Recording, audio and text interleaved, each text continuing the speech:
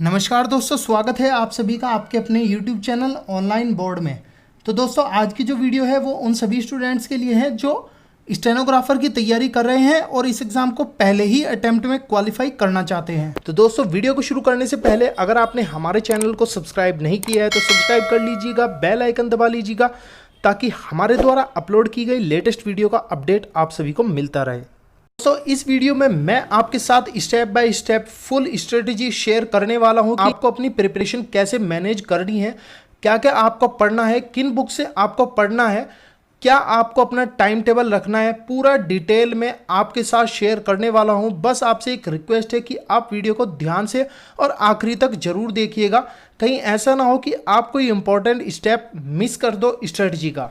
दोस्तों सबसे पहले तो जरूरी है स्टेनोग्राफर के सिलेबस और एग्ज़ाम के पैटर्न को अच्छे से एनालिसिस कर लेना कि ये सिलेबस है, ये मेरा लेवल है, मुझे क्या क्या प्रिपेयर करना है और आपको कौन कौन से टॉपिक वीक हैं। दोस्तों सबसे पहले तो आपको अपने ये सभी टॉपिक्स इम्प्रूव करने हैं, क्योंकि फ्रेंड्स आपको पता है कि आप एग्ज़ाम में डिस्क्वालीफाई क्यों होते हो, क्योंकि आप एग्ज़ाम में वो सभी क्वेश्चन सॉल्व नहीं कर पाते हो जो टॉपिक आपके वीक हैं या फिर आपने जो टॉपिक्स नहीं पढ़े हैं। तो सबसे पहले इन टॉपिक्स पर ध्यान दीजिएगा।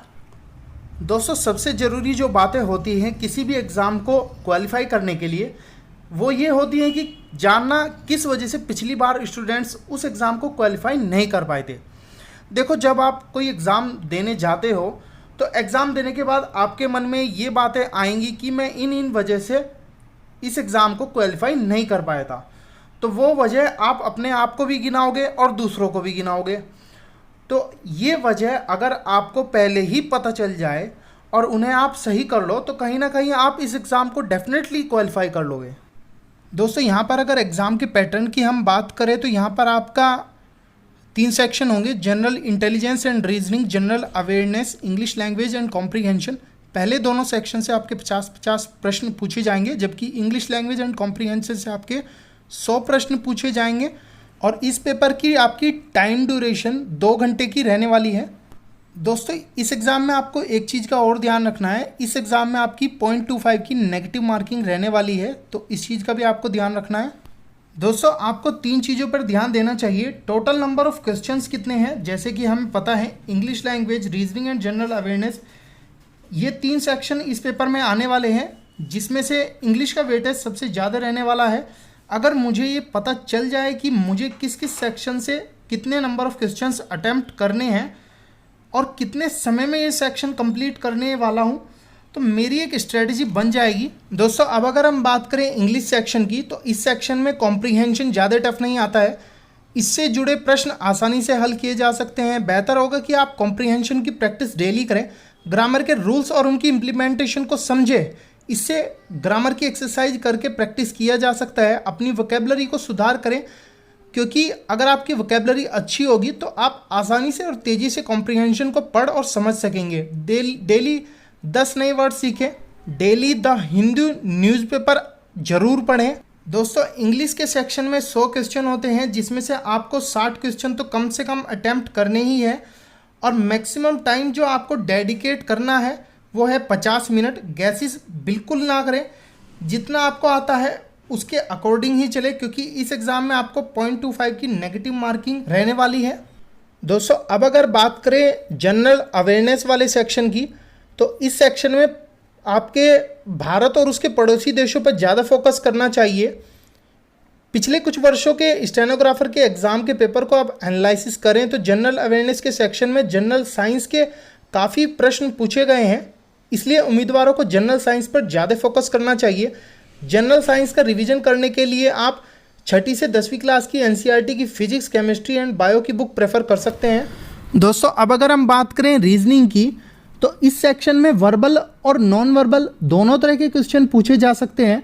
ये सेक्शन आपके ओवरऑल स्कोर को सुधारने में भी मददगार होता है। इस सेक्शन में पूछे जाने वाले प्रश्न आसान और कम समय लेने वाले होते हैं, इसलिए इसमें अच्छा स्कोर किया जा सकता है। दोस्तों अपनी प्रैक्टिस में इन टॉपिक्स को जरूर शामिल करें: analogies, space visualisation, problem solving, decision making, visual memory, relationship concept, arithmetic number series, similarities and differences. दोस्तों मेरे हिसाब से अगर रीजनिंग में आप 30+ क्वेश्चन कर रहे हैं तो 20 मिनट सफिशिएंट रहने वाले हैं। दोस्तों रीजनिंग का सेक्शन एक ऐसा सेक्शन होता है जिसमें आप गैस कर सकते हो, बट इंग्लिश और जीके के सेक्शन में आप कंप्लीटली अवॉइड करना। रीजनिंग में टोटल आपके 50 क्वेश्चन हैं, जिसमें से आप कोशिश करें कि 40+ क्वेश्चंस 50 मिनट में अटेम्प्ट करें। दोस्तों एग्ज़ाम से पहले मिनिमम 3 बार रिवीजन जरूर करें। Previous year question paper solve करें, जिससे क्वेश्चन का आइडिया होगा, साथ ही आपको आपका लेवल पता चलेगा। टेस्ट सीरीज ज्वाइन करें, टेस्ट सीरीज से आपको बहुत ज़्यादा फ़ायदा मिलेगा। टेस्ट सीरीज से आप टाइम मैनेजमेंट सीख जाएंगे, जिससे फाइनल एग्ज़ाम में with in time paper solve कर पाएंगे। एग्ज़ाम हॉल में शुरुआत हमेशा ऐसे सेक्शन से करें जिससे आपके ज़्यादा से ज़्यादा अंक हासिल कर सकते हो। ऐसे क्वेश्चन को इग्नोर करें जिसमें आप कंफर्म ना हो, इसके स्थान पर आप अगले प्रश्न पर जा सकते हैं। दोस्तों इंग्लिश वाले सेक्शन में जो आपका आइडियल टाइम है वो 60 क्वेश्चन को करने के लिए 50 मिनट होना चाहिए। जनरल अवेयरनेस में 30+ क्वेश्चन को सॉल्व करने के लिए 20 मिनट, और रीजनिंग में आपको 40+ क्वेश्चन करने के लिए 50 मिनट का आइडियल टाइम होना चाहिए। दोस्तों एक चीज़ जो आपको हमेशा ध्यान रखनी है कि आपको एक्यूरेसी 90% रखनी है। अगर आप इसको घटा रहे हो और नंबर ऑफ गैसेस बढ़ा रहे हो तो आप अपने ही पैरों पर कुल्हाड़ी मार रहे हो। दोस्तों अगर आप जानना चाहते हो कि स्टेनोग्राफर की तैयारी के लिए कौन सी बुक बेस्ट रहने वाली है, तो उसके ऊपर मैंने अलग से एक वीडियो बना रखी है, उसका लिंक मैं डिस्क्रिप्शन में दे दूंगा, आप चाहे तो उसे वहाँ से देख सकते हैं। दोस्तों उम्मीद करता हूँ आपको ये वीडियो अच्छी लगी होगी। अगर आपको ये वीडियो अच्छी लगी है तो इस एग्ज़ाम की तैयारी करने वाले अपने सभी दोस्तों के साथ इस वीडियो को ज़्यादा से ज़्यादा शेयर करें, ताकि वे भी इस स्ट्रेटजी के अकॉर्डिंग तैयारी कर सके।